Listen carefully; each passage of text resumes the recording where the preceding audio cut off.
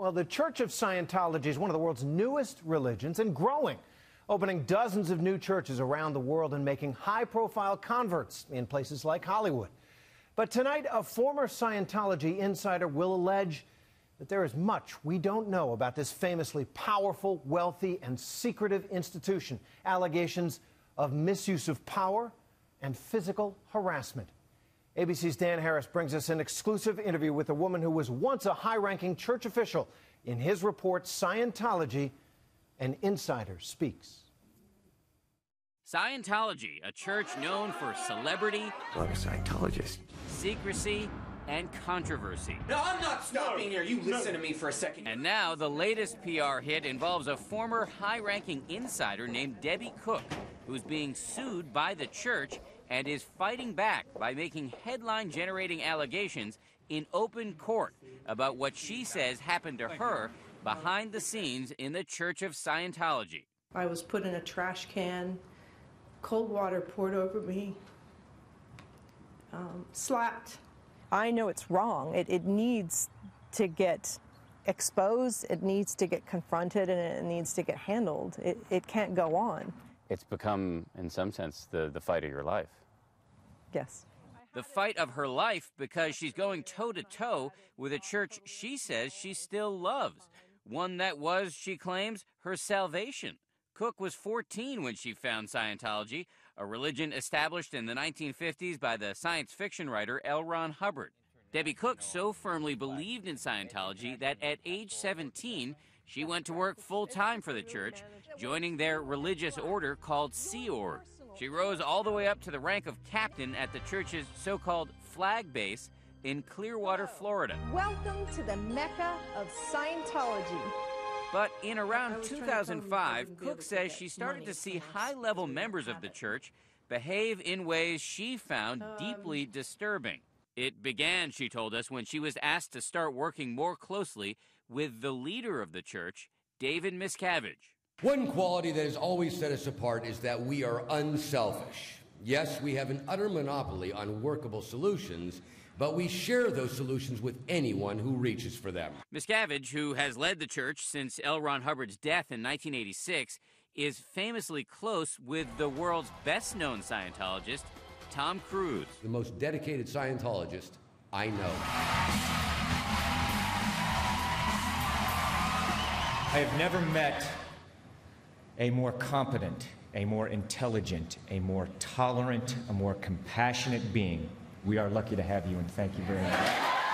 But Debbie Cook has testified in court that she saw Miscavige punch a fellow Scientology executive. He punched him in the face? Yes.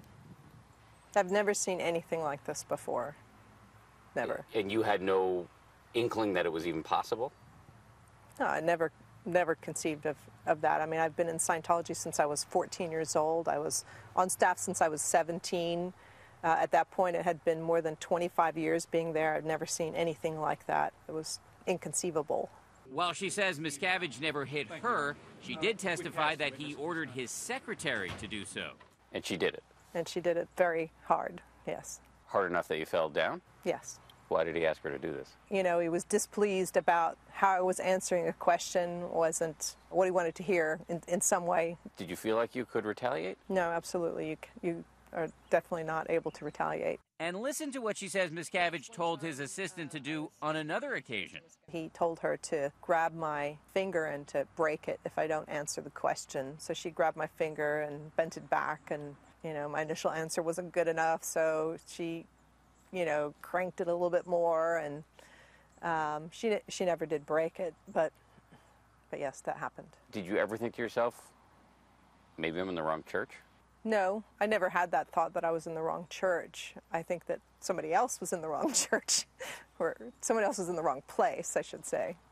This doesn't belong in church at all. In repeated letters to ABC News, Scientology officials have denied that David Miscavige ordered Debbie Cook to be slapped or to have her finger bent back, or that he punched a fellow executive. In fact, the church sent us a letter signed by the executive in question in which he said this alleged incident did not occur and I would remember it if it had. But Cook is not backing down. You stand by what you've said? I absolutely do. In her testimony, she goes even further, alleging that in June of 2007, while she was working at the Scientology International Base in Southern California, she was suddenly and physically removed from an office by two large men while she was on the phone with David Miscavige. He was asking me about various projects and was unhappy that things had not gotten done to his satisfaction. And then soon after that, the window was pried open. These two guys came through the window, and Mr. Miscavige asked me on the phone, "Are they there?" I said, "Yes." He said, "Goodbye." And then I was physically taken off with these two guys to the hole. The hole. According to Cook's testimony, it was located here in a pair of double-wide trailers on the international base. And when I was there, it had bars on the windows and security guards posted at the one door for entering and exiting. What do you have to do in order to be sent to the hole? You have to really have caused what Mr. Miscavige considered to be, harm, or, you've really done enough bad that you're being sort of quarantined in the hole. And when you're in there, can you leave? No, you cannot.